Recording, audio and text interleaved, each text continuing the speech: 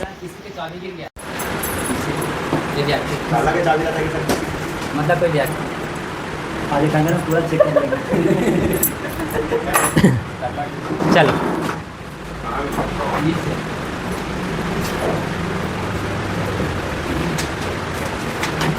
शुरू कर जा। कल हम लोग देख रहे थे रावल रतन सिंह के बारे में ना।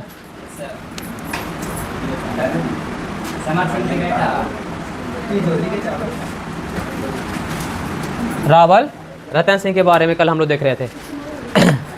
पहला पॉइंट हम लोग देख लिए थे कि रावल रतन सिंह की कहानी लगभग तुम लोग सुना दिए थे, हैं? सुनाए थे? कौन कहानी सुनाए थे कल? कल कौन कौन सा कहानी सुनाए थे?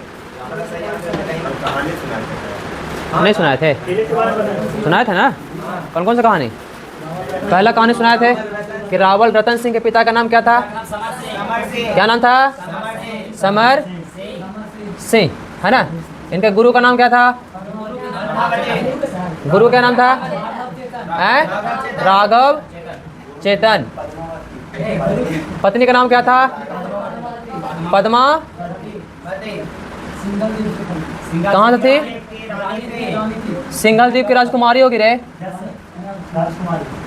अपने घर में राजकुमारी होती है, रानी होती है ससुराल में। हाँ रानी ससुराल में होती है, अपने घर में राजकुमारी होती है। बोलते हैं ना प्रिंसेस, बस भाई। और ससुराल जाएगा तो क्वीन। हाँ तो कल कहानी हम लोग 2-3 देख लिए थे। पहला कहानी ये था इनके बारे में, समर सिंह के बारे में, है ना। एक और इसका प्रतिद्वंदी मेन कौन था? इनका जो शासनकाल था 1302 से लेकर के 1303 तक, ये कहानी थी ना, मात्र 1 साल। इनका सबसे बड़ा दुश्मन कौन था? अलाउद्दीन खिलजी, है ना। कल 2 कहानी सुनाए थे तुम लोग को। राघव चेतन, सबसे पहले तो पद्मावती वाला कहानी सुनाए थे। बाहुबली टाइप का इनका कुछ, है ना, सीन था एंट्री में। और वही लगभग बाहुबली वाला कहानी थी। जाते हैं दूसरे राज्य, छुप करके भेष बदल करके, फिर पकड़े जाते हैं, फिर अपना नाम बताते हैं। उसके बाद पद्मावती से इनका विवाह हो जाता है। पद्मावती अति सुंदर थी।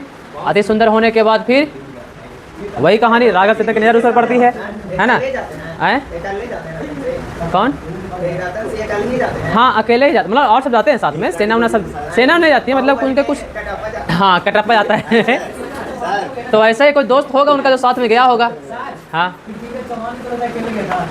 नहीं, पृथ्वीराज चौहान की कहानी अलग है, यहाँ पर कहानी अलग है। पृथ्वीराज चौहान जो थे वो गए थे स्वयंवर में, और स्वयंवर में जा करके वहाँ पर उनको उठा करके लाए थे। तो ऐसा कोई कहानी था उनका। लेकिन इनका कहानी कुछ अलग है। इनका कहानी है दिल जीतने वाला, है ना बाहुबली जैसा वाला। हाँ किनकर? अच्छा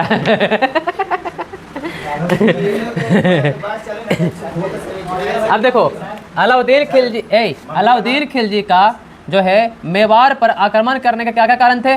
तो पहला कारण था साम्राज्य विस्तार, साम्राज्य का विस्तार करना।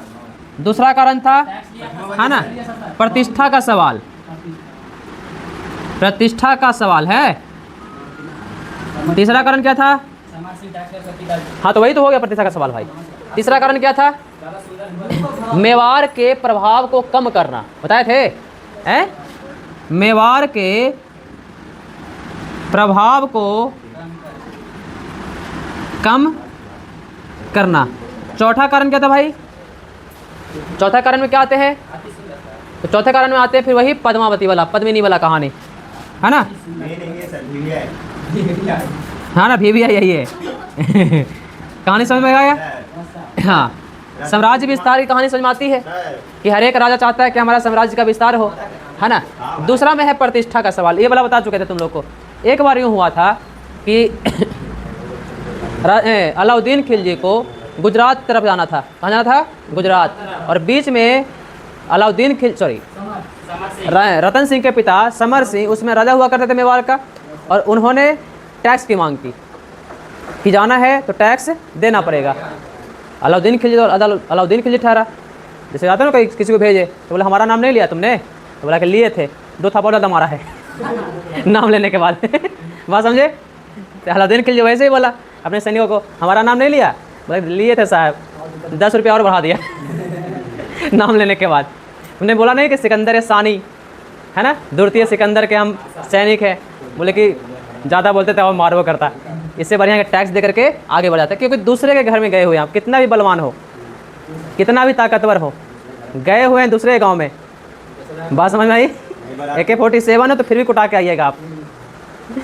हाँ, तो इसीलिए वो समझाए सारे उनके सेनापति लोग कि भाई साहब यहाँ पर सबसे अच्छा मौका है कि देव करके कुछ निकल चलते हैं, बाकी मामला बाद में से लट लेंगे, है ना। तो हालांकि मामला है 1299 में ये कहानी हो गई थी, 3 साल पहले कहानी थी। लेकिन बोलते हैं ना कि आदमी भूल जाता है, लेकिन गांव वाले भूल लेते तब तो बेइज्जती को है, बात समझे। हाँ, गांव वाले कुछ ना कुछ। तो जब भी बैठे राजमहल में अलाउद्दीन खिलजी, तो वो बोले हम तो सिकंदर एहसानी हैं, हम भारत का सुल्तान है। तो बगल में खुसर पुसर हो, काहे का सुल्तान, समर सिंह ने तो आपको टैक्स ले लिया था, छोटा सा राजा था। बोला अब तो प्रतिष्ठा का सवाल है भाई, अब अटैक करने पड़ेंगे। लेकिन उस समय क्या हुई कि अलाउद्दीन खिलजी जो है वो सत्ता वहाँ पर चेंज होने के लिए देख रहा था कि सत्ता कब बदले। सत्ता बदलती है ना तो उसमें राज थोड़ा सा कमजोरी के स्थान पर होता है। जैसे वर्तमान में बिहार का स्थान है ना, सत्ता पलट रही है, मतलब कोई दूसरा मुख्यमंत्री बन रहे हैं, तो बनते बनते अभी तक तो नहीं बने हैं, तो इतना दिन से देखते हो ज़्यादा सारे तुम्हारा सारा नौकरियाँ, सारे जो स्ट्रक्चर है काम है, सारे जो विकास है काम है रुका हुआ है वर्तमान में, है ना। तो सत्ता पलटने के टाइम जो चीज़ें होती है वो क्या होती है, बदल जाती है। बात क्लियर हो गया। अब कहानी ये हुई कि अलाउद्दीन खिलजी का दूसरा सवाल क्या था, प्रतिष्ठा का। तीसरा था मेवाड़ का प्रभाव। समर सिंह जब तक थे तब तक मेवाड़ का प्रभाव तो उतना ज़्यादा देखने को नहीं मिला था, लेकिन जैसे ही रतन सिंह बैठे हैं, रतन सिंह का कार्यकाल बहुत कम समय का रहा है, लेकिन इस समय में उन्होंने 4 युद्ध लड़ लिए हैं। एक तो अलाउद्दीन खिलजी का लास्ट में आक्रमण होगा, लेकिन इसके पहले 3 युद्ध वो जीत चुके हैं। बस मई तो कहानी इनका प्रभाव बहुत तेज़ी से बढ़ रहा था, उसको कम करना था ताकि ये दिल्ली की बाउंड्री तक ना पहुँचे, दिल्ली की सीमाएं तक वो ना पहुँचे। बस समझ में आई। तो ये 3 काम हो गए। चौथा थी पद्मिनी वाले कहानी। पद्मिनी ने कहानी तुम लोग बता चुके हैं। राघव चेतन की बेइज्जती हुई थी, राघव चेतन को भगा दिया गया था और वो अपना दुश्मन ढूंढ रहा था, और दुश्मन भी ढूंढने के बाद इनको मालूम चला कि अलाउद्दीन खिलजी वाला टैक्स वाला मामला इसको मालूम था, है ना। तो जाकर और पिन मार दिया कि टैक्स वाला तो है ही, प्लस एक और दे देंगे, पर पद्मिनी आपको मिल जाएगी। बस मैं इसके बाद क्या हुआ कि अलाउद्दीन खिलजी अपनी पूरी सेनाएं के साथ चित्तौड़ का किले के पास आकर के डेरा डाल दिया।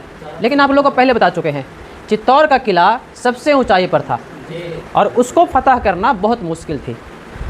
बस मैं फतह करना बहुत मुश्किल थी। बहुत मुश्किल करने का मतलब कि चढ़ने से पहले इतने मतलब उन्होंने जाल बिछा रखे थे, उसको गुजरना मतलब जाते देख तो अगर इस पहाड़ी है और पहाड़ी के ऊपर एक किला बना हुआ है और एक किला के किनारे किनारे पूरा चारों तरफ रेगिस्तान है, उस रेगिस्तान में कहाँ गड्ढा होगा, कहाँ पर चीज़ें होंगी, कहाँ पर कांटे गिरे होंगे, बिछा हुआ रहता था, है ना। ऊपर से किले की ऊंचाई सबसे अधिक थी, लेकिन डिमेरिट सिर्फ एक, तो वो किला एक ही पहाड़ी पर बना हुआ था, उसके आसपास दूर दूर तक कोई पहाड़ियाँ नहीं।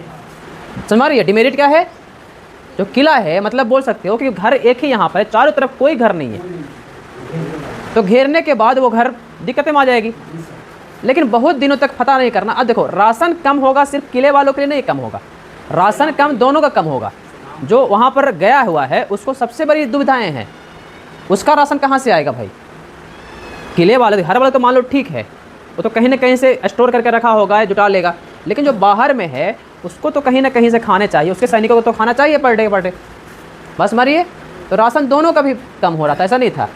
जब आए अलाउद्दीन खिलजी आया, अलाउद्दीन खिलजी ने डेरा डाला, डेरा डालने के बाद बहुत सारे जाले बिछे हुए थे, जाले बिछे होने के बाद लगभग 6 महीने तक इसने वहाँ पर अपना चारों तरफ घेराबंद किया। लेकिन अलाउद्दीन खिलजी को तब समझ में आ गया कि इस किले को फतह करना नामुमकिन है। तब इसने एक पत्र भेजता है, संधि कर लिया जाए। लेकिन संधि तब होगी जब हम पद्मिनी का सिर्फ चेहरा देखेंगे। बस भाई पद्मिनी का सिर्फ हम क्या देखेंगे, चेहरा देखेंगे। बस भाई एक कंडीशन था उसका, बोले नहीं। पहला पत्र भेजा नहीं, फिर दूसरा पत्र भेजा, तो अब राजा रतन सिंह को लगने लगा कि भाई चेहरा दिखाना है ना। उस समय क्या थे कि रतन सिंह के एक सेनापति हुआ करते थे, लिख लो इसको, सेनापति का नाम था गोरा। गोरा का भतीजा था हाँ बादल। एकदम बहुत इंपॉर्टेंट फैक्ट है। गोरा उस समय सेनापति हुआ करता था, और सेनापति राजनीति थोड़ी पता है इसको ज़्यादातर। सेनापति ने बोला कि नहीं, अब राय तो सबका मिला है, कह जाएगा ना कि सामने अलाउद्दीन खिलजी है, तुम क्या सोच रहे हो बेटा, कहानी पर ध्यान दो, इतिहास कहानियों जुड़ा होता है ना। डीपली जाना पड़ता है सर। हाँ भतीजा, हाँ भाई, इनका कविता सुनाएंगे अभी तुम लोग को, गोरा बादल कविता, आप लोग सुन लेना, यूट्यूब पे भरा हुआ है, गोरा बादल की कहानी भी आगे लेके आएंगे। उसके बाद क्या हुआ कि बोला गया कि पद्मिनी का ठीक है, हम सिर्फ चेहरा दिखाएंगे, और चेहरा दिखाने का कैसे बात हुआ, तो हाँ, तो उस समय क्या हुआ कि एक दर्पण को, परछाई को पानी में ले करके एक पर्दे पर, है ना, चित्रांकित करना था, मतलब एक तरह से फोटोक्रोमिक उस समय के ज़माने का, है ना, जिसमें वर्तमान में फ़ोटो खींचते हो, तो पहले का फ़ोटो खींचते हो तुम लोग, पहले वाला कैमरा देखे हो, जिसमें 36 रील होते थे सिर्फ, नहीं देखे हो तुम लोग, नहीं देखे हो, कहाँ से देखे होगे, नहीं देखे हो 36 रील, एक रील खत्म तो एक फ़ोटो खत्म तो एक रील खत्म हो जाता था वो। अब आप बोला नहीं कि पार्ट पार्ट सर 8-10 को खींच ना दीजिए, पहले एक आदमी का एक फ़ोटो होता था बस, और क्या हटो, दूसरा रील में तुम थोड़ी रह गए। अब रील कहानी खत्म हो गया, HD कार्ड आ गया, अब एक महीने 15-20 को किस जो निकालना है अच्छा वाला निकाल लेंगे। तो क्या हुआ कि उसका फ़ोटो जो है दिखाने का था कहाँ, पर्दे पे, वाइट पर्दा लगाया गया। इसमें इस दरमियान क्या हुआ, गोरा जो है, इनका सेनापति गोरा, वो गुस्सा हो गए, बोले कि क्या मतलब है, जब नहीं दिखाना तो नहीं दिखाना है भाई, मतलब क्या बनता है, बस समझ भाई, क्यों नहीं दिखाना, क्योंकि राजपूतानी थी वो, ऊपर से महारानी थी, है ना, रानी थी, तो नहीं दिखाना है ना। लेकिन रतन सिंह जो थे वो सोच रहे थे कि तो देख दाख के चला जाएगा, बस भाई देख दाख के चला जाएगा, इसको देखने के बाद फिर चला जाएगा तो हमारा भी मुसीबत कम हो जाएगा, हमारा भी टेंशन कम हो जाएगी। इसने क्या किया कि चलो भाई ठीक है दिखा दिए, गोरा को कुछ अपशब्द कह दिए, कौन, राजा रतन सिंह, बोला जाता है ना, कहीं कहीं हो जाता है घर में मनमुटाव। अब गोरा जो है पूरे महल को छोड़ करके, मतलब मेवाड़ को छोड़ करके कहीं जंगल में चले गए, बोले ठीक है आप अपना रखिए, हम अपना सेनापति का पद त्याग करते हैं, जाते हैं जंगल में, बस भाई। तो एक सेनापति जो मेन सेनापति था, और गोरा वो व्यक्ति नहीं था, गोरा के बारे में बता दें आप लोग को, गोरा समर सिंह के टाइम से था, समर सिंह तो मेन तो नॉर्मल व्यक्ति थे ना, मेन गोरा ही था जो धमकी दिया था कि टैक्स ना दोगे तो फोड़ देंगे। गोरा वो व्यक्ति था जो अपने जीवन काल में पूरे मेवाड़ को 28 से 30 लड़ाइयाँ अपने बलबूते पर जीत करके दिया था। एक राजा का सबसे मेन अधिकार व्यक्ति कौन होता है, सेनापति, सबसे मेन व्यक्ति सेनापति। सेनापति अगर खराब हो तो आप युद्ध हार जाएंगे, सेनापति अगर बढ़िया हो तो आप युद्ध जीत जाएंगे। वैसे हमारे देश के एक सेनापति हुआ करते थे, उनका नाम था सैम मानिक शॉ, नाम तो सुना ही होगा तुम लोगों ने, डूब मरो नहीं सुने हो, सैम मानिक शॉ का नाम सुने हो तुम लोग, नहीं सुने हो, मूवी देख लेना, मानिक शॉ करे कुछ क्या पता नहीं, ध्यान में भूल नहीं है, आज़ादी के बाद तक बहुत दिन तक रहे हैं, आज़ादी के पहले से लेकर के आज़ादी के बाद तक। हाँ जी, सैम मानिक शॉ सेनापति थे हमारे, इंदिरा गांधी को डांट दिए थे अभी आक्रमण ना करेंगे, पाकिस्तान पर कभी आक्रमण ना करेंगे, जुलाई का महीना था ना उस टाइम, बस भाई। तो सेनापति जब चले गए तो राजा रतन सिंह को लगा कि अब हम मामला यहाँ पर संभाल लेंगे, लेकिन अलाउद्दीन खिलजी, है ना, बोल सकते हो कि एकदम से बेमान, जो भी बोल लो उसको, हाँ विकी कौशल है, जो ही बोल लो, बेमान चालाक, है ना। अब क्या हुआ कि यहाँ पर से कहानियाँ क्या हो कि जैसे ही सी ऑफ करने जाता है, सी ऑफ समझते हो, छोड़ने जाता है ना, तो उसके तंबू तक बोले चलो ठीक है, चलो तुम्हारे तंबू तक हम छोड़ आते हैं, जो तंबू जहाँ पर तुम्हारा गाड़ा हुआ है, तो बोला ठीक है। तंबू तक जाते, जैसे ही तंबू में पहुँचे, है ना, वहीं पर इनको बंदी बना लिया गया, इनको हाँ रतन सिंह को किसने बंदी बनाया, अलाउद्दीन खिलजी। वहाँ से बंदी बना कर कहाँ लेके चला गया, दिल्ली, कहाँ लेके चला गया, दिल्ली, है। अब वहाँ से एक खत लिखता है, अगर पद्मिनी को हमारे यहाँ लेकर आओगे तो राजा रतन सिंह को छोड़ देंगे। अब देखो, अब ना जिस राज्य का एक राजा भी अपहरण हो गया है, गोरा जो सेनापति है वो पूरा का पूरा राज्य छोड़कर चला गया, मतलब पूरा का पूरा राज्य अनाथ हो गया है, बिखर गया है। अब इस गद्दी संभाले तो कौन सा, बादल है, बादल लेकिन अभी यंग एज का लड़का है, यंग मतलब 25-26 साल का लड़का है, लड़ने में योद्धा में कोई कमी नहीं है बादल में, लेकिन राजनीति बनाने में दिक्कतें हैं उसमें, क्योंकि एक नया लड़का रणनीति नहीं बना सकता है, हाँ लड़ाई कर सकता है, बस भाई। क्लियर। वहाँ से पैगाम भेजता है, पैगाम भेजने के बाद फिर बोलता है कि पद्मिनी को अगर यहाँ पहुँचाओगे तो हम तुम्हें यहाँ राजा रतन सिंह को ले जाने देंगे। इतने में क्या करती है रानी पद्मावती कि सबसे पहले गोरा के खोज करवाती है कि भाई गोरा को खोजो, गोरा कहाँ गया। मालूम चलता है गोरा कहीं जंगल में जा कर के बैठा हुआ अपने शांत मन से कुटिया बना करके रह रहा है, करेगा क्या बेचारा। तभी मालूम चला रानी पद्मिनी को। तो देखो रानी पद्मिनी, अब यहाँ से उनका दिमाग देखना, रानी पद्मिनी अगर यहाँ पे चाहती तो कुछ सेनापति या सैनिक या कुछ अधिकारी भेज सकते थे, या फिर उच्च अधिकारी डीएम टाइप के भेज सकते थे, सचिव टाइप को भेज सकते थे। लेकिन रानी बोली नहीं, रूठे हुए को मनाना है, जाना तो खुद ही पड़ेगा। रूठा हुआ है ना गोरा, तो मनाना है उनको, जाना खुद ही पड़ेगा। रानी पद्मिनी कहाँ जाती है? जंगल में जाती है, गोरा के पास जाती है, गोरा के पास सारा ये वक्तव्य सुनाती है। गोरा बोलता है हमको तो पहले से मालूम था। वो जगीरा है, एकदम कमीना टाइप का व्यक्ति है, उसके बात पर विश्वास नहीं करना है। बोले ठीक है। लेकिन रानी पद्मिनी बोलती है कि अब पिछली बातें को याद करने से क्या फ़ायदा, अब आगे का सोचते हैं। फिर भी गोरा नहीं मानता है, रूठा हुआ व्यक्ति है ना। आप शब्द कहे थे, इतने दिन से साथ दे रहा था कटप्पा बाहुबली, हाँ तो दिल पे चोट लग गई। तो कहानियाँ समझ में आ रही है तुम लोग को? आगे बढ़ा जाए। आगे में क्या है कि अब तो अंतिम में क्या करती है रानी पद्मिनी, उनके कदमों में गिर जाती है। गोरा तो पैर तो छूने नहीं देगा, पीछे हटता है, बोले चलो अब जो होगा सो देख लेंगे। गोरा आता है, रणनीति बनाता है। रणनीति क्या बनता है अब कि ठीक है एक पैगाम भेजा जाए। अब अलाउद्दीन खिलजी का जो सेनापति था उसका नाम था जाफ़र। हाँ आगे पढ़ाएंगे तुम लोग को, जब अलाउद्दीन पढ़ाएंगे तो यहाँ पर देख लो, जाफ़र नाम था उसका। एक खत भेजता है यहाँ से गोरा, ठीक है पद्मिनी यहाँ से जाएगी, साथ में कुछ सखियाँ हैं, मतलब उनकी सहेलियाँ हैं वगैरह वगैरह, जो दासियाँ हैं, है ना, सब जाएगी। अलाउद्दीन तो खुश में खुश, हमने तो पद्मिनी को बुलाया था, 40-50 और आ रही है साथ में, बहुत बढ़िया। हुआ यूँ कि एक डोली में, डोलियाँ सजी थी पहले, डोलियाँ सजी, एक डोली में 4 उठाने वाले, डोली 4 लोग उठाते हैं, और 2 उसमें बैठे हुए, मतलब 6 लोग, और टोटल लगभग 40 डोलियाँ तैयार हुई। कितने लोग हो गए? 24, लगभग 250 लोग, है ना, सब मिला करके। एक डोली में जो मेन डोली था उसमें एक लोहार को बैठाया गया। बस समझ में आई? इसको बैठाया गया लोहार को। कहानी सुनना बढ़िया, माइंड में ध्यान करो, याद करो। हाँ लोहार को बैठाया गया है। एक डोली जो मेन डोली थी पद्मावती वाला, जैसे पद्मावती अकेली रहेगी ना, रानी है भाई, उसमें तो अकेली रहेगी ना। अब बाकी तो एक डोली में 2 लोग आ सकते हैं, कोई दिक्कत नहीं, लेकिन रानी वाला डोली तो रानी अकेली रहेगी।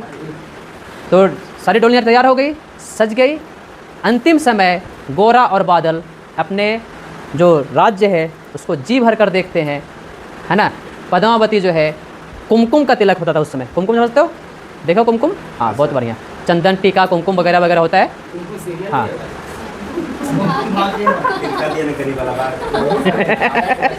लोग पक्का गरीब है, कुमकुम भाग इन लोग, समझ मारा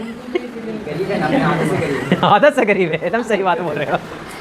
हम बात कर रहे हैं कि कुमकुम चंदन टीका जैसा एक चीज़ होता है। कुमकुम को तिलक लगता है, कुमकुम ठंडा होता है, बात समझ आई?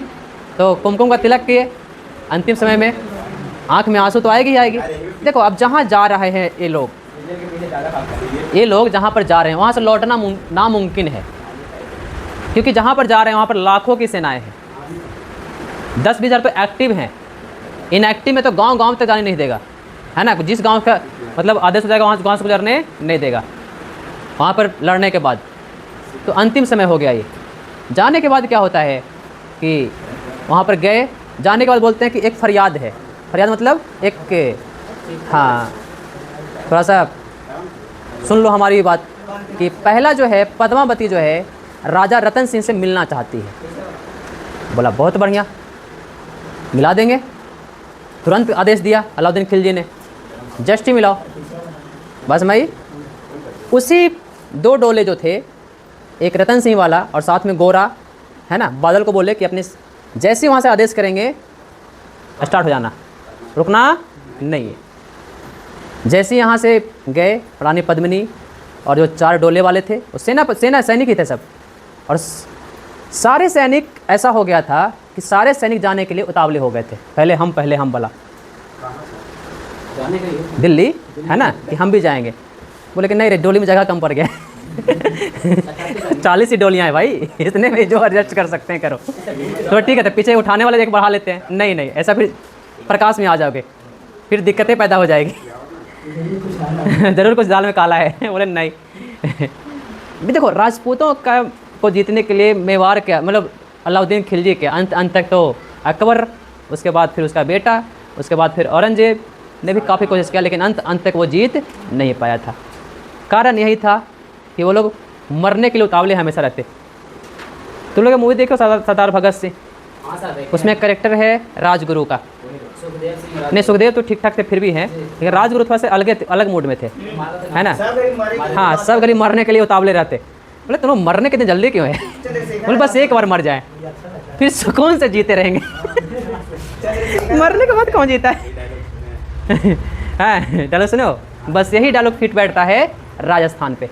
बस भाई, उसके बाद सारे चले गए, डोले चली गई, और डोले में कौन बैठा था? लोहार, जो क्या काटता? बेरियाँ काटता उनकी, है ना। लोहार बेरियाँ काटने में एक्सपर्ट होता है, अपना औजार ले गया था वो वहाँ से। अब देखो, जहाँ पर क्या दिखाना है तो वहाँ पर कुछ सैनिक होंगे, उसको तो गोरा यूँ ही निपटा देगा। अरे 8-10 भी होंगे तब भी गोरा निपटा देगा उसको गोरा तो गोरा है भाई। तो जैसे ही वो गोरा उसको सैनिकों को निपटाया, बेड़ियाँ कटी, बेड़ियाँ के साथ जो 4-5 जो थे घुड़सवार, वो घुड़सवार थे जो डोले लेके गए थे ना, घुड़सवार थे। बाहर कुछ घुड़सवार और भी प्रतीक्षा कर रहे थे, छोड़ रखे थे। उन्होंने फटाक से बोले कि इनको जस्ट बीच में रुकना है ही नहीं जब तक कि मेवाड़ आ ना जाए, जब तक अपनी बाउंड्री में इंटर ना करो, जब तक कि घोड़े प्यासे हों, तुम भी प्यासे हो, रुकना एकदम वहीं। बस भाई, वहाँ से आदेश हुआ। जाफ़र को पहले थोड़ा शक हुआ था, जाफ़र अलाउद्दीन खिलजी को समझाने गया था। हर एक सेनापति को वही वाली कहानी होती है, सेनापति होता है, उसको शक होता है, सेनापति यूँ ही सेनापति नहीं बनता है। लेकिन जाफ़र का सुनेगा कौन? अलाउद्दीन खिलजी तो अलग मूड में खेल रहा था, पद्मावती का चेहरा सामने आया हुआ था चेहरा तो कुछ और दिख रहा था। जाफ़र सामने आके बोल रहा है कि नहीं सर उसको 2 ताप मारता, वहाँ से भाग, यहाँ से जल्दी से निकल, जितना जल्दी हो सके यहाँ से निकल। तो इतनी कहानी समझ में आई। जैसे वहाँ से बेरियाँ कटे, राजा रतन सिंह को गोरा बोला 4 घुड़सवार को, और उसके बाद भी और घुड़सवार थे, इनको जब तक रुकेंगे नहीं, जब तक इनको रोकना नहीं है, जब तक मेवाड़ तुम्हारा आना जाए। वहाँ सी ऑफ करने के लिए कुछ सेनाएं तैयार रखी थी बाउंड्री पे। बस भाई, यहाँ पर बेरियाँ कटी, राजा रतन सिंह निकलने के बाद जैसे ही कुछ दूरी पर जाते हैं, वहाँ से एक बांध चला करके, मतलब एक सिग्नल दिया जाता है कि भाई हाँ स्टार्ट नाउ कर दो, अब बीच में रुकना नहीं है। क्लियर हो गया। उसके बाद जो काटे होंगे 250 लोग ने, वहाँ पर सेनाएं लगभग 10,000 से ज़्यादा थी, मारते मारते काट कर इतना काटे खून की नदियाँ लाल हो गई। उसके बाद ज़िंदगी में अलाउद्दीन खिलजी कभी मेवाड़ पर आक्रमण नहीं किया था। उसे मूवी में दिखा देता है, लास्ट में तीर मार कर राजा दक्ष को मार देता है, वो कभी ज़िंदगी में हुआ ही नहीं था, मूवी में नहीं हुआ था। ये घटना के बाद राजा रतन सिंह पर आक्रमण कभी अलाउद्दीन खिलजी ने किया ही नहीं था। फिर से वही घटना हो गई, धोखा। फिर से क्या हुआ कि इतनी घटना होने के बाद फिर से अलाउद्दीन खिलजी अपने सेनाओं के साथ आधम का। एक कहानी और है इसमें। आने के बाद क्या हुआ, अब किला को फतह करना, फिर वही कहानी अलाउद्दीन खिलजी के लिए, किला को फतह कैसे किया जाए। तो किसी ने बताया कि किला का जो कुछ दीवारें हैं वो कच्ची हैं, मतलब पक्की नहीं है, वहाँ पर मिट्टी का प्रयोग किया गया है, तो वहाँ से सेंध मार सकता था वो। तो बोला ये मालूम कैसे चलेगा कच्ची है कि पक्की है। तो बोला इसके लिए राय का प्रयोग करो, राय चारों तरफ छीट दो, राय सबसे जल्दी जलमता है रात भर में, है ना। बस भाई, अब अलाउद्दीन खिलजी ने क्या किया कि अनाउंस करवाया कि जिसके जिसके पास राय हैं वो बेचो, हम खरीदेंगे। बस समझे। इसी दरमियान क्या हुआ कि एक अधिकारी की पत्नी थी, और राय मतलब उसमें 2 रुपये किलो मान लो हुआ करता था, तो अलाउद्दीन खिलजी ने बोला कि हम 10 रुपये किलो खरीदेंगे। बस भाई, उसी टाइम कोई अधिकारी की पत्नी थी, नाम नहीं याद आ रहा है उसका, तो उस अधिकारी की पत्नी ने देखा कि हमारे पास पैसे इतनी ज़्यादा कहाँ से आ गए। अब कहीं न कि पैसा आएगा तो घर के घरेलू औरत तो देखेगी कि हमारे पास पैसे, पति के पास इतने वेतन तो है नहीं भाई, लेकिन इतने पैसे आए कहाँ से। तो पति किस रात से पूछती है इतने पैसे कहाँ से आए। तो उन्होंने बोला कि अलाउद्दीन खिलजी आया हुआ है जो राय बेच रहा है, राय सरसों राय लाय हाँ, राय ले रहा है, और वो राय जो है ना। तो पूछा राय, तो उसकी पत्नी पूछती है राय क्यों ले रहा है। पत्नी देखो उत्सुकता होती है ना, तो पूछे राय क्यों ले रहा है। तो बोला कि राय इसलिए ले रहा है कि कच्चे जगह पे राय जल्दी जलमते हैं। उस पत्नी का देखो, उस समय की वीरांगनाएं को देखो कि रात में सोते हुए पति का सर काट देती है। रात में सोते हुए पति, देखो बहुत सारे लोग वहाँ पर, वहीं पर तो देशद्रोह और देशभक्ति की प्रकाष्ठा नजर आती है। देशद्रोही और देशभक्ति की प्रकाष्ठा यहीं पर नजर आ जाती है। रात में सोते हुए पति का जो है सर काटती है। सर काटने के बाद जब उसको राजा रतन सिंह के सामने पेश किया जाता है तो वो पत्नी बोलती है उसकी, किसने राय बेचा था। राय भी बेचा किसको, दुश्मनों को बेचा। मतलब कि देशद्रोही है ये, और देशद्रोही के साथ रहना हमको पसंद।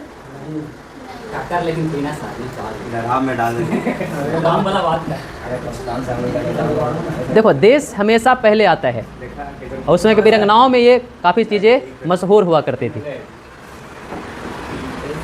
राजस्थान में ऐसी ऐसी वीरांगनाएं रही है जो देश प्रेम के लिए अपने पति को, अपने प्रेमी को, है ना, अपने बेटे को, अपने, हाँ बोल सकते हो, मतलब काटने में कोई हिचकती नहीं है कि देश प्रेम की जब बात आए तब। बस मई, तो उस समय की कहानियाँ बहुत ही ज़ोरदार थी। अंत में वही राय जन्मता है, वहाँ से फिर किले में सेंध लगती है। किले में सेंध लगने के बाद फिर उस राजस्थान का पहला साका होता है। अब देखो अंतिम जब किला में सेंध लग गया तो बचने का उपाय कम है, तो वहाँ पर एक चीज़ होती है साका। और साका में दो चीज़ें होती है, पहला होता है जौहर और दूसरा है केसरिया। जौहर जो थे महिलाएं करती थी, और केसरिया जो थे मैन लोग करते थे, पुरुष लोग। अब समझ लो बढ़िया से इस बात को, तुम लोग जिंदगी में खाली जौहर सुने होगे, साका नहीं सुने होगे। दोनों के कंबाइंड रूप को साका कहते हैं।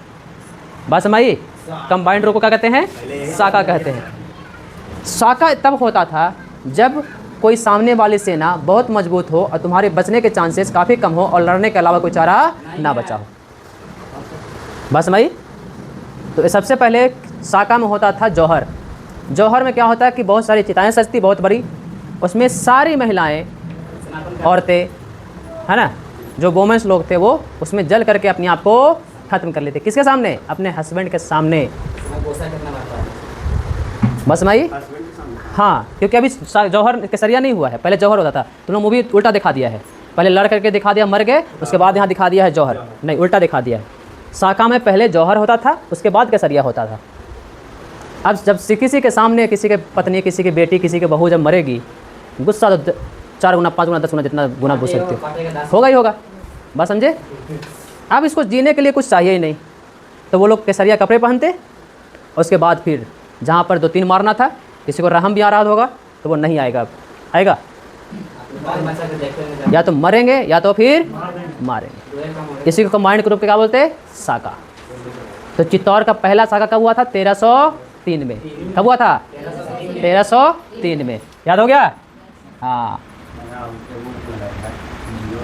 साका में क्या क्या होता है रे, जौहर। और जौहर कौन करती है, महिलाएं। जौहर कैसे होता है, एक बड़ी सी चिता जलती, मूवी देखना ना तुम लोग, पद्मावती वाला है, बड़ी सी चिता सजती। तुम लोग एक मूवी और देखे होगे, बाजीराव मस्तानी, मूवी देखे हो। बाजीराव मस्तानी में बोलती है, बाजीराव मस्तानी जब जाती है बाजीराव के पास कि अगर आप हमें सहायता नहीं करेंगे तो वहाँ चिताएं सज चुकी है, मतलब महिलाएं जौहर में जाने के लिए रेडी है। बात समझे।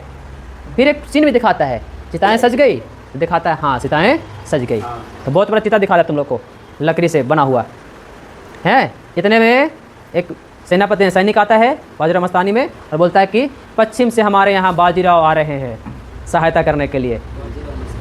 बस भाई ध्यान रखना, चित्तौड़ का पहला शाखा सॉरी मेवाड़ का ही या फिर राजस्थान का समझ लो, सबसे पहला शाखा कब हुआ था? इसके पहले कहीं पे शाखाओं का न जिक्र है ना ही सती प्रथा का जिक्र हमको मिल पाता है।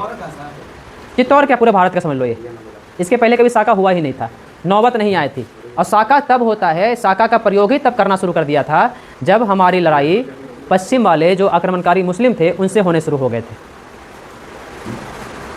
क्योंकि हिंदू में जब लड़ाई होता था ना, जब हिंदू राजा किसी हिंदू राजा से लड़ते तो उसके क्षेत्र पर अधिकार करते, उसके जो राजा होते और सेनापति होते उसको बंदी बनाते। लेकिन जब हम लोग के मुस्लिमों से लड़ाई होनी शुरू हुई तो लोग दो काम करते, या तो वो कन्वर्ट करवाते या तो कन्वर्ट ना हुआ तो मार देते। तो बहुत बेबसी करते वो लोग। दूसरा क्या करते, एक तुम लोग नाम सुना होगा मीना बाजार। अपना मीना बाजार, ये मीना बाजार है क्या पता है आप लोग को? जहाँ पर अधिकार होता वहाँ से लड़कियों को ले जाकर मीना बाजार में जाता, मीना बाजार से दिल्ली जाते, दिल्ली से वो अरब। हाँ, सारी जगह मीना बाजार मिल जाएंगे, मीना बाजार सारी जगह मिल जाएगा। अब नामी क्यों हो जाते हैं, वहाँ दिल्ली में मीना बाजार बड़ा था और यहाँ पर तुमको छोटे छोटे हैं, नहीं समझे? लड़कियों का छोटा मार्केट और लड़कियों का वो बड़ा मार्केट, और उस बड़ा मार्केट से लड़कियाँ कहाँ? अरब वाली कंट्री में, तुर्कमेनिस्तान, तुर्की वगैरह वगैरह जो भी देख रहे हो ना, उस कंट्री में। नहीं है, यही वाला भी है, ये वाला भी है, नहीं सब जगह पे है। अब थोड़ी होगा रे, मीना मतलब होता है लड़की, बाजार का मतलब बाजार। बस समझिए इतना, कहानी दिमाग में गया? कितनी कहानी दिमाग में गई? आए, सेनापति का नाम गोरा, गोरा का भतीजा बादल, है ना? शाखा का नाम बता दिए, शाखा पहला शाखा 1303 में हुआ था, है ना? हाँ, अब देखो इस पूरा कहानी का जिक्र जो है, इस पूरा युद्ध सुनाए, इस युद्ध का जिक्र हमको कहाँ मिल पाता है? तो मलिक मोहम्मद जायसी का एक किताब है ना, पद्मिनी। कौन सी पुस्तक है? पद्मिनी। अब देखो पद्मिनी पुस्तक जो है अकबर के शासनकाल में लिखी गई है, ये भी ध्यान रखना। कब लिखी गई है? अकबर के शासनकाल में। कहानी कब हुई थी? अकबर से बहुत पहले। अकबर का शासनकाल 1500 क्रम समय है, और ये कहानी चल रही है 1302-3 की। बस समझ में आई? तो 250 साल बाद एक व्यक्ति आए, उन व्यक्ति ने एक किताब लिखा, उसका नाम रखा पद्मिनी। उसी पर एक मूवी बनी हुई है, पद्मा। हाँ, तो लिखना, ये सारा चीज़ का जिक्र कहाँ है? पद्मिनी किताब में। पद्मिनी किताब के लेखक कौन है? मलिक मोहम्मद जायसी। बहुत आलोचना किए हैं ये उस किताब में अलाउद्दीन खिलजी की। अलाउद्दीन खिलजी की किसी से बनता ही नहीं था, कोई मुस्लिम राजा से भी नहीं बनता था। बस मागी जब पूरा क्षेत्र जीत गया तो चित्तौड़ का नाम बदलकर एक नाम रख दिया था खिजराबाद। चित्तौड़ का नाम क्या हो गया? खिजराबाद। खिजराबाद। ये कहानी समझ में आया? एक क्वेश्चन और आएगा कि चित्तौड़ का जो किला है किस नदी के किनारे है? तो वो नदी है गंभीरी नदी। ध्यान रखना। हाँ, चित्तौड़ का किला, चित्तौड़ में रतन सिंह थे। चित्तौड़ का किला किस नदी किनारे है? गंभीरी नदी। हाँ, 1302 में बैठा, 1303 में तो आक्रमण हो गया था, फिर तो वो उनकी मृत्यु हो गई ना, बोले धोखा से उनकी मृत्यु कर दी गई। धोखा दिया था ना, राय वाला कहानी सुना है? तो अभी राय वाला तो साहू ने मारे थे। साहू जी तो मरवे किए, फिर जब राय जहाँ पर जन्मा वहाँ पर चीज़ें कच्ची थी, वहीं से वो सेंध लगा दिया। सेंध लगाने के बाद बहुत सारे सैनिकों को अंदर घुसा दिया और सोते हुए इनको मृत्यु का घाट उतार दिया गया था इन लोगों को। हाँ, क्या ये जब कहानी सुनाते हैं, उसके बाद लिखना, पॉइंट लिखना बाद में। जब अलाउद्दीन खिलजी चित्तौड़ पर अधिकार कर लिया तो चित्तौड़ का नाम बदल दिया गया, नाम कर दिया गया खिजराबाद। तो पॉइंट बना सकते हो कि चित्तौड़ का नाम है ना बदलकर क्या कर दिया अलाउद्दीन खिलजी ने? खिजराबाद। इस सारे चीज़ का जो जिक्र है कहाँ से मिलता है? कौन सी? पद्मिनी बुक से। पद्मिनी बुक के कौन से लेखक हैं? मलिक मोहम्मद जायसी। क्लियर? अब एक पॉइंट और आता है, एक पॉइंट में ये देख लो कि ये जब पूरा चित्तौड़ जीत गया अलाउद्दीन खिलजी, तो अलाउद्दीन खिलजी का एक बेटा था, उसका नाम था खिज्र खां। क्या नाम था? खिज्र खां। तो अलाउद्दीन एक पॉइंट लिख सकते हो। हाँ, खिलजी का एक बेटा था, क्या नाम था? खिज्र खां।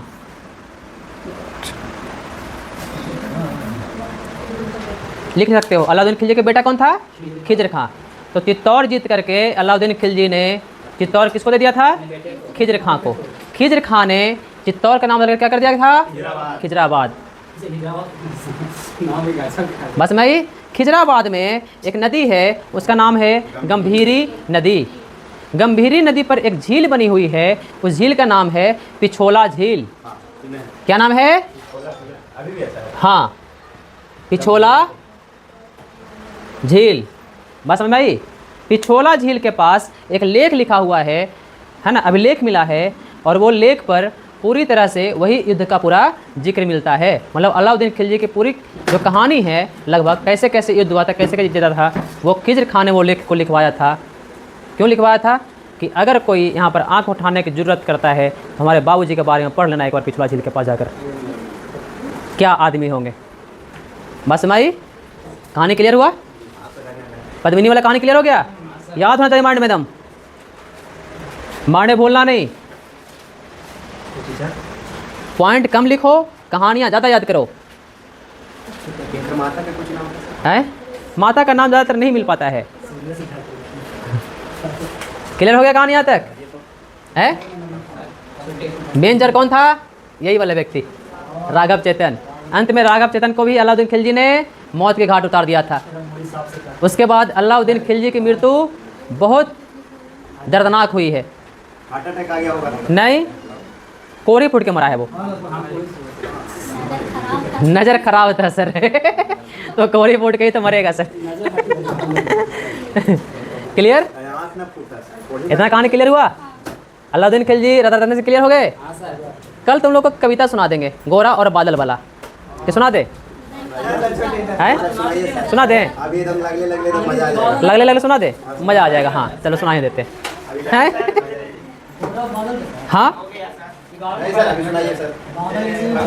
कोची? अरे सुनो। हाँ, कौन कभी खा के आता है? नहीं खा के आते बेचारा रे। 10 मिनट में खत्म हो जाएगा, 5 मिनट में। हाँ सर, 11:65 तक पढ़ाइएगा नहीं सर? 10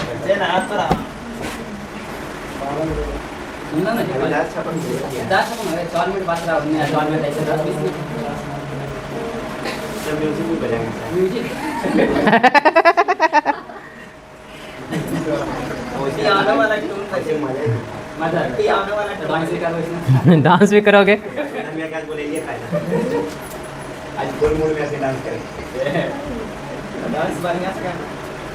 कंपनी जैसे तो शत्रुघ्न डांस बहुत अच्छा करता है।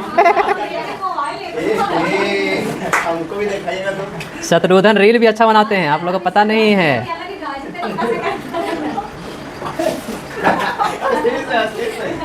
कोचिंग पे जाना है।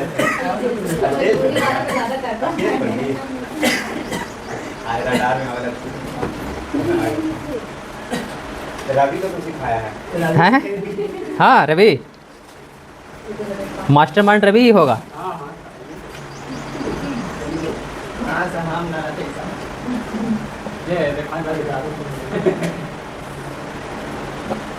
चलो आप लोग को हम कविता सुना दे, सुनना बढ़िया से भावार्थ को समझना, ठीक है? आप लोग कविता मार सकते हो, अभी यूट्यूब पे मिल जाएगा। सुनो, भगवान के नाम ले लो। नहीं, दोहराता हूँ सुनो रक्त से लिखी हुई कुर्बानी, जिसके कारण मिट्टी भी चंदन है राजस्थानी। रावल रतन सिंह को छल से कैद किया खिलजी ने, कलजाई मित्रों के मिलकर दगा किया खिलजी ने। कलजाई मतलब खराब मित्र के साथ मिलकर दगा किया खिलजी ने। और कुछ घुसपैठिए भी थे हमारे यहाँ, कुछ हमारे यहाँ जो थे बोल सकते हो कि देशद्रोही भी थे, है ना। खिलजी का चित्तौड़ दुर्ग में एक संदेश आया, जिसको सुनकर शक्ति सौर पर फिर से अंधियारा छाया। एक संदेश आता है, अभी सुनाए थे।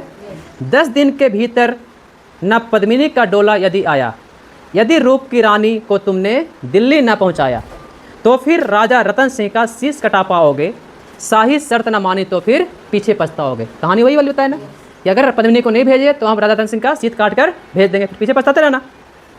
यह दारुल संवाद लहरसा दौड़ गया रन भर में, यह बिजली की तरह क्षितिज से फैल गया अंबर में। महारानी हिल गई, अकेली महारानी थी, शक्ति का सिंहासन डोला था शास्त्रित्व मजदूर जुल्म विजयी का स्वर बोला था। विजय जुल्म जो था विजयी का स्वर बोल रहा था। रुष्ट हुए बैठे थे, फिर वही कहानी आ गई, रुष्ट हुए बैठे थे सेनापति गोरा रणधीर, जिनसे रण में भय खाती थी खिलजी की शमशीर। खिलजी को मालूम था गोरा गुस्सा हो गया है, अब मौका है ना, अभी अटैक करो, भेजो संदेश भेजो, पद्मिनी को भेज देगा। अन्य अनेकों मेवारी रण छोड़ गए थे। देखो जब गोरा गया था ना तो अकेले नहीं गया था, जो उसके साथ जो स्वाभिमानी व्यक्ति थे ना वो भी चल गए थे साथ में। तो मेन जो सेनापति थे, अधिकारी वगैरह थे, वो भी चल गए थे। कहाँ चल गया? हाँ, राजा रतन सिंह की संधि नीति से नाता छोड़ गए थे। जो राजा रतन सिंह के जो आसपास के और भी राज्य भी थे ना जो संधि किए हुए थे, तो ये वाला बात जब सुने कि रतन सिंह बोल रहे हैं कि मतलब किसी को नहीं दिखाना है, वो खुद भी अपनी पत्नी का दिखा रहे हैं, तो संधि नीति से क्या कहते हैं, नाता तोड़ लिए थे। पर रानी ने प्रथम वीर गोरा को खोज निकाला, बन बन भटक रहा था मन में तिरस्कार की ज्वाला। तिरस्कार है ना। गोरा से पद्मिनी ने खिलजी का पैगाम सुनाया। गोरा पद्मिनी को जब मिली तो पद्मिनी ने खिलजी का पैगाम सुनाया, मगर वीरता का अपमानित ज्वार नहीं मिट पाया। अपमानित हुआ था ना, ज्वार कहाँ से मिट पाए, है ना। बोला मैं तो तुच्छ हूँ, राजनीति क्या जानूँ। बोला हम तो सेनापति हैं भाई, तुच्छ हैं, कहाँ से राजनीति जान पाएंगे। निर्वासित हूँ, राज मुकुट का हट कैसे पहचानूँ। मतलब टोन मार रहा है, बोल सकते हो ना, हम तो निर्वासित हूँ, हम कैसे मतलब ये सब जानते हैं, सब नहीं जानते हम। बात समझी।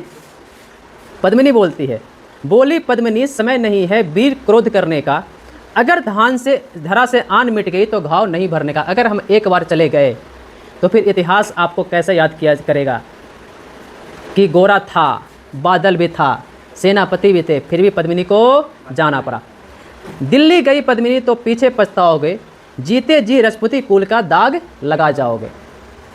राणा ने जो कहा माफ़ करो सेनानी, यह कहकर गोरा के कदमों पर झुकी पद्मिनी रानी। अब देखो कदमों में झुक गई, तब तो उसका मन अब पिघलित हो गया होगा, है ना।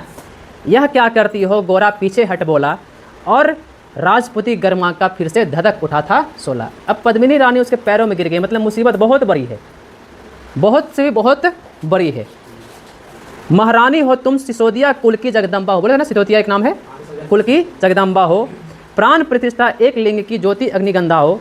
जब तक गोरा के कंधे पर दुर्जय शीश रहेगा, महाकाल से राणा का मस्तक नहीं कटेगा। मतलब शिवजी भी आ गए तो हमारे रहते हुए राणा का मस्तक नहीं काट पाएंगे, है ना। तुम निश्चित रहो महलों में, देखो समर भवानी, और खिलजी देखेगा केसर या तलवारों का पानी। राणा का सकुशल आने तक गोरा नहीं मरेगा। मतलब राणा जब तक सकुशल यहाँ नहीं आते हैं, गोरा ये वचन देता है कि नहीं मरेगा, है ना। एक पहर तक सर कटने पर उसका धर युद्ध करेगा। ये बात सही हुआ था। एक बार में क्या हुआ था ना कि इसका गोरा का अंतिम में जो सर जो है काट दिया था। गोरा का सर कटने के बाद भी इसको निपटा दिए थे। अब धर तो कुछ समय तक जिंदा रहता है ना, जिसे तलवार मारे उधर दिन धर तो है नहीं। एक लिंग की शपथ, एक लिंग बता देना कि लोग एक लिंग की पूजा करते हैं। महाराणा वापस आएंगे, महाप्रलय के घोर प्रबंधक भी ना रोक पाएंगे। शब्द शब्द मेवारी सेनापति का था तो पानी, शंकर के डमरू के जैसे जागी वीर भवानी। जिसके कारण चंदन भी मिट्टी भी चंदन है राजस्थानी, दोहराता हो सुनो रक्त से लिखी हुई कुर्बानी। अब आगे सुनो। खिलजी मचला था पानी में आग लगा देने को। खिलजी तो मचल रहा था ना, पद्मिनी आ रही है, मगर पानी प्यासा बैठा था ज्वाला पी लेने को। पानी भी इधर प्यासा था भाई कि पूरी ज्वाला को हम ख़त्म ही कर देंगे। गोरा का आदेश हुआ, सज गए 700 डोले। 700 डोला था, थोड़ा गलती हो गया था उस टाइम, है ना। और बकुरे बादल से गोरा सेनापति बोले, बादल से बोलते हैं, है ना। खबर भेज दो खबर भेज दो खिलजी को, पद्मिनी स्वयं आएगी। खिलजी को खबर भेजो, है ना। अन्य 700 डोले सखियाँ भी साथ लाएगी। अब तो वहाँ क्या मूड बन रहा होगा, समझ में आ रहा। हाँ, स्वयं पद्मिनी ने बादल को कुमकुम तिलक किया था। पद्मिनी पहली ऐसी महारानी है जो सेनापति को कुमकुम बादल तिलक करती है। इसके पहले किसी ने नहीं किया था, क्योंकि सब अपने अपने राजा महाराजा को अपने अपने पति को करते हैं ना।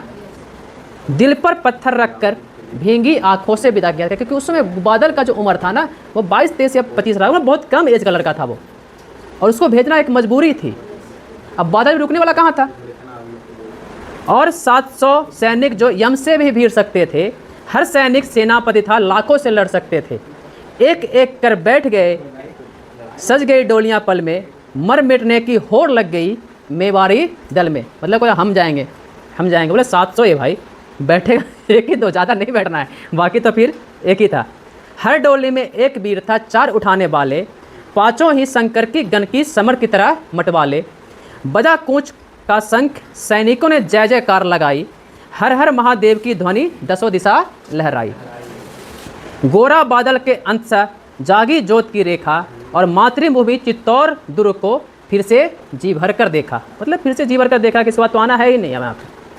कर अंतिम प्रणाम चढ़े घोरों पर सुबट अभिमानी, देशभक्ति की निकल पड़े लिखने वो अमर कहानी, जिसके कारण मिट्टी भी चंदन है राजस्थानी, दोहराता हूँ सुनो रिक्स से लिखी हुई कुर्बानी। अब यहाँ से निकल गए, अब वहाँ की कहानी शुरू हो गई। जा पहुँची डोलियाँ एक दिन खिलजी की सरहद में। पहले जा रहे हैं तो दूर है तो टाइम लगेगा। उधर दूत भी जा पहुँचा खिलजी के रंग महल में। दूत यहाँ जाएगा ना, बोला शाहजहाँ पद्मिनी मल्लिका बनने आई है। दूत पहुँचा, बोला शाहजहाँ पद्मिनी मल्लिका बनने आई है ना। और रानी अपने साथ हुस्न की कलियाँ भी लाई है। मतलब 700 और एक्स्ट्रा भी लाई है साथ में, हम लोग के लिए भी है, हम लोग के लिए भी लाई है, आपके लिए तो एक है ही। हाँ हाँ, अब सुनो। मगर एक फरियाद उसकी फकत पूरी करवा दो, राणा रतन सिंह से एक बार मिलवा दो।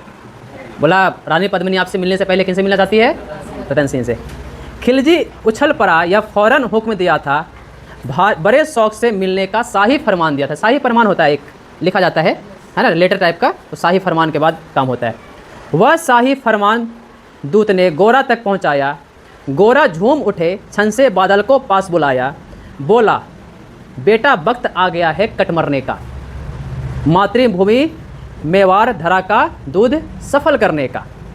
यह लोहार, एक लोहार था ना, बताए थे, यह लोहार पद्मिनी के भेष में था। वो पूरा सजाया गया था उसको पद्मिनी के जैसा, मेकअप वेकअप पूरा। हाँ, अरे तो शक तो नहीं होना चाहिए ना भाई, वहाँ पर ऐसे उलग के देखेगा तो कौन आया है, गजब गजब। हम लोग ऐसे ही बढ़ जाएगा। अरे उन लोग तो चेक, उन लोग बेवकूफ़ नहीं है ना। अब डोले आए तो ऐसे बुला के देखेगा अंदर कौन बैठा हुआ है। अच्छा लेडीज़, तो पूरा मेकअप जो है ना, सारा जो लेडीज़ की तरह करवाया गया था सारा कुछ। हाँ, पद्मावती नहीं गए थे, उसके जगह वो लोहार गया था। हाँ, और लोहार को पद्मावती जैसा बनाया गया था। लौंडा वाला पहले ठीक। अरे वो लौंडे नहीं तेरे, वो योद्धा थे। यह लोहार पद्मिनी के भेष में बंदी गिरी जाएगा, केवल 10 डोलियां लिए गोरा पीछे ढाएगा। मतलब 10 डोली जो है पीछे जाएगा, बंदीगिरी के आसपास में है ना, वो रहेगा वहाँ पे सेना। यह बंधन काटेगा, हम राणा को मुक्त करेंगे, घुड़सवार उधर आर में ही तैयार रहेंगे। पीछे घुड़सवार था, आर में तैयार रहेंगे। जैसे ही राणा आए वो सब आंधी बन जाए। मतलब राणा जैसे ही आए वो सब इतनी तेज़ी से बजाएं कि रुक नहीं, और उन्हें चित्तौड़ दुर्ग तक वो सकुशल पहुँचाएँ। अगर भेद खुल जाए, अगर इस बीच भेद खुल जाए भाई, है ना, इस जब काम हो रहा है ना, भेद खुल जाए तो वीर पल भर देर न करना, और शाही सेना आ जाए, शाही सेना तो हमें था ही, शाही सेना आ जाए तो फिर बढ़ चढ़कर रण करना। राणा जिधर जाए शत्रु को उधर बढ़ने न देना, और एक यवन को उस पथ पर पाँव न धरने देना। मतलब एक भी सैनिक को जिस पथ पर राणा गए हैं उस पथ पर पाँव धरने नहीं देना है। मेरे लाड लाडले बादल आन न आ पाए, तिल तिल कट मरना, लेकिन मेवाड़ी मान न जा पाए। ये कह रहे हैं कौन? गोरा कह रहे हैं बादल से, है ना। ऐसा ही होगा काका, आ गया ना, बता दें बड़ी तेजा था। ऐसा ही का होगा काका, राजपूती अमर रहेगी, बादल की मिट्टी में भी गौरव की गंध रहेगी। बादल बोल रहा है किसे? गोरा से। तो फिर आ बेटा तुझे बादल सीने से तुझे लगा लो, अंतिम बार लगा रहा है ना, है ना। हो न सके अब फिर शायद मिलना, अंतिम लाड़ लड़ा लो, मतलब कि हक कर लो, है ना। यह कहकर बाहों में भरकर बादल को गले लगाया, धरती कांप गई अंबर और अंतस मन भर आया। सावधान कहकर पुनः पथ पर बढ़े गोरा सेनानी, और पोंछ लिया झट से मुड़कर अपनी बूढ़ी आंखों का पानी। तो रोए होंगे ना वो, लेकिन भाई हिम्मत नहीं वहाँ पर हारना है। झट से छोड़े, झट से पूछे, पीछे मुड़े, और कोई देख ना ले इसके पहले वो अपना आंसू पोंछ लिए, क्योंकि उनके आंसू देखने के बाद आसपास के जो लोग होंगे वो उनका मनोबल गिर जाएगा ना फिर, है। हाँ, पूछ लिया झट से मुड़कर बोरही आंखों का पानी, जिसके कारण मिट्टी भी चंदन है राजस्थानी, दोहराता हूँ सुनो रक्त से लिखी हुई कुर्बानी। गोरा की चतुर चाल राणा को बांध काटे, छट छट कर शहरी पहरेदारों को सर काटे, छिप गए गोरा से राणा गलती पर पछताए, लिपट गए गोरा से राणा गलती पर पछताए। अब वहाँ पर जो गोरा गया होगा ना, तो बेइज्जती करके निकाला था इन गोरा को, और राणा को गलती का पछतावा होगा ना, तो अंतिम समय में लिपट गए भाई, समय पे गलती हो गई थी, अब नहीं होगी, है ना। सेनापति की नमक हलाली देखकर राणा के नयन भर आए, है ना, गलती और पछतावा हुआ था। हाँ, पर खिलजी के सेनापति पहले से शंकित था। हाँ खिलजी की सेनापति पहले से शंकित था। भाई इतनी आसानी से तो गोरा नहीं मानेगा, क्योंकि सेनापति को सेनापति जानता है, लेकिन मान कैसे गया है ये? यह मेवारी चट्टानी वीरों से आतंकित था। बोला कि भाई इतनी आसानी से कैसे मान गया है ना।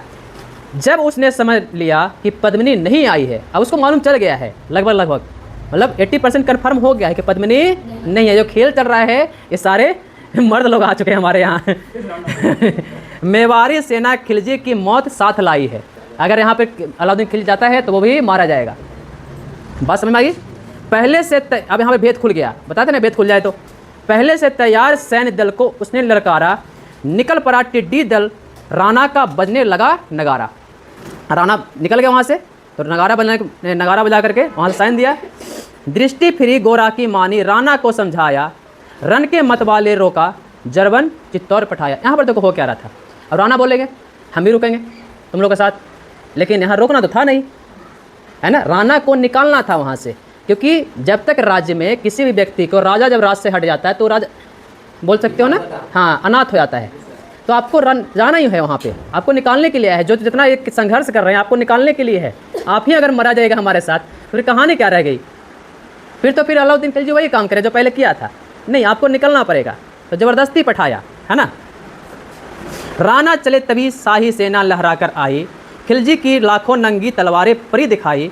खिलजी की ललकार दुश्मनों को भाग न जाने देना, रतन सिंह की शीश काट कर वीरों ही धम रहना। जाफर कह रहा है कि राणा जिधर जा रहा है उधर बढ़ो और राणा का सिर काट कर हमारे पास लेकर आओ, है ना।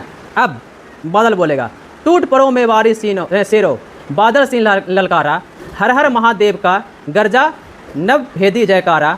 निकली डोलियों से मेवारी बिजली लगी चमकने, काली का खप्पर भरने, तलवारें लगी खनकने। कहाँ से बोध हो रहा है? तलवार, काली खप्पर खून से लाल, है ना, तलवारें लगी खनकने। राणा के पथ पर शाही सेनापति तनिक बढ़ा था, पर उसके आगे गोरा हिमगिरी के जैसा खड़ा था। कहा जाफर से, एकदम भी एक पैर भी आगे बढ़कर दिखाओ, यदि आदेश ना माना तो कुत्ते की मौत मरोगे। रतन सिंह तो दूर, तुम उसकी छाया भी तुम्हें नहीं मिलेगी, और दिल्ली की भीषण सेना की होली यहीं जलेगी। यह कहकर महाकाल बना गोरा रन में हुंकारा, लगा शीश काटने वही समर की धर की रक्त की धारा। खिलजी की असंख्य सेना से गोरा घिरे हुए थे, लेकिन मानो वो रन में मृत्युंजय बने हुए थे। पुनः प्रकाशित होता है जैसे अगृत पापों से, फूल खिलता है जैसे असंख्य कांटों की संतापों से। गुलाब का फूल देखे हो, चारों तरफ कांटा, बीच में गुलाब, है ना। वैसे ही गोरा थे, बीच में एक गोरा और चारों तरफ खिलजी की सेना, चारों तरफ खिलजी की सेना, है ना।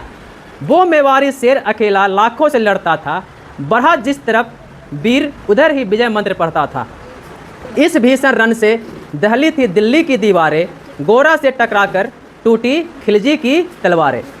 मगर कयामत देखो, अंत में छल से काम लिया था। जब गोरा जिधर बढ़ा था ना तो छल से काम लिया था। गोरा की जंघा पर आरी से छिपकर वार किया था। जब गोरा इधर लड़ रहा था ना तो छिपकर 2-3 लोग थे उसके जांग पर वार किए, है ना। वही गिरे वीर व गोरा जाफर के सामने आया, शीश उतार दिया धोखे से, देखकर मन में हर्ष आया। जैसे ही गोरा जब तलवार नीचे रखे ना तो जाफर ने क्या किया कि तलवार से उनका शीश काट दिया। मगर वारे मेवारी गोरा का धर भी दौड़ा, और किया जाफर पर बार जैसे सर पर गिरा हथौड़ा। लेकिन यहाँ पर एक चीज़ ये हुआ, इनका धर जिधर देखे कि इधर जाफर है, एक ही बार मारे थे और जाफर को चीर दिए थे 20 से चीर दिए थे ऊपर से नीचे तक, वो भी बिना सर के। हाँ, एक ही बार में शाही सेनापति चीर दिया था। जाफर मोहम्मद को केवल धर ने निर्जीव किया था। जो ही जाफर कटा, शाही सेना का साहस लड़ जा मतलब कम हो गया। काका का धर देखकर बादल सी महारुद्र सा गरजा, अरे कायर नीचो, छल से रन करते हो, किस बूते पर जवान मर्द बनने का दम भरते हो, मतलब छल से रन करते हो, है ना। यह कहकर बादल उस समय बिजली बनकर टूटा, मानो धरती पर अंबर से अग्नि सिर छोटा था। ज्वालामुखी फटा था जैसे दरिया हो तूफानी, सदियों दोहराएगी बादल रंग की कहानी। अब अंतिम पार्ट में आते हैं। बादल का क्या हुआ था ना, बादल का पेट में एक भाला चला मार दिया था। बादल ने क्या किया था, भाला को निकाला और अपनी केसर पगड़ी को, जो केसरिया पगड़ी पहने हुए था, उस पगड़ी को निकाला और उस पगड़ी को जो है अपने पेट में बांध करके वो युद्ध कर रहा था। कसकर बांध लिया आंतों को केसरिया पगड़ी से, रंचक डिगा ना वह प्रलयंकर सम्मुखन मृत्यु खरी से, मतलब सामने मृत्यु खरी है लेकिन वो डर नहीं रहा है। अब बादल तूफान बन गया, शक्ति बनी फौलादी, मानो खप्पर लेकर रन में लड़ती हो आज़ादी। जैसे ही गोरा का मृत्यु हुआ, सामने उसकी मृत्यु हुआ, तो और गुस्सा आया होगा इसको। उसके बाद तो जो हिम्मत टूट रहा था वो हिम्मत फिर से आ गया। उधर वीरता गोरा को धर अदिल काट रहा था, उधर गोरा का धर अलग मूड में थे। इधर बादल तो यूँ लड़ रहा था ना, इधर सर तो था नहीं गोरा का, उनका धर ही मतलब कूट काट रहा था उनका अदिल काट रहा था। और इधर बादल लाशों पर से भूतल पाट रहा था, मतलब इतना काट रहा था कि लाशों जमीन पर लाशें ही लाश दिखाई दे रही थी। आगे पीछे बाएं दाएं जमकर लड़ी लड़ाई, उस दिन समर भूमि में लाखों बादल परे दिखाई। तो 700 तो थे ना, वो गोरा ही थे टोटल। 7 बजे 3500, 700 डोले, 7 बजे 3500, लगभग उस 3500 डोले गोरा ही था। मतलब कोई ऐसा सेनापति सैनिक था ही नहीं उसमें, समझ लो एक तरह से, जो युद्ध कर रहा था वो। मगर परिणाम वही हुआ जो होना था, उनको कनकन आर्यों की शौक से धोना था। मेवाड़ी सीमा में राणा सकुशल पहुंच गए थे, गौरा बादल तिल तिल कर रन में खेत रहे थे। एक एक कर मिटे सभी मेवाड़ी वीर सिपाही, रतन सिंह पर लेकिन रंचक आँच ना आ पाई। गोरा बादल के सब पर भारत माता रोई थी, उसने अपनी प्यारी 2 ज्वलंत मनिया खोई थी। कैसा रहा होगा चित्तौड़, जहाँ पर गोरा को के बारे में और बादल के बारे में पूरी कविता लिखी जाती है। कैसा रहा होगा चित्तौड़ मेवाड़, जहाँ पर हाथी राम प्रसाद महाराणा प्रताप का उसकी प्रतिमा बनाई जाती है। कहाँ कैसा रहा होगा चित्तौड़, जहाँ पर के घोड़ा फेमस हो गया था, चेतक, उनकी छतरी आज भी चित्तौड़ में राजस्थान में लगी हुई है। उसकी आज भी प्रतिमा पूजा होती है, आज भी उनका जन्मदिन मनाया जाता है उस घोड़े का, आज भी उस घोड़े का मृत्यु दिवस मनाया जाता है। वहाँ पर मेलाएं लगती है। कहानियाँ सुनी, समझ में आई? और भी कहानियाँ सुन सकते हो जाकर के, यूट्यूब पर तो बहुत सारा वीडियो है, इसका पड़ा हुआ है। हाँ है हाँ। तो अंतिम तो मैंने बोला कि तिल तिल तरह मिट गए सारे मेवाड़ी वीर, है ना।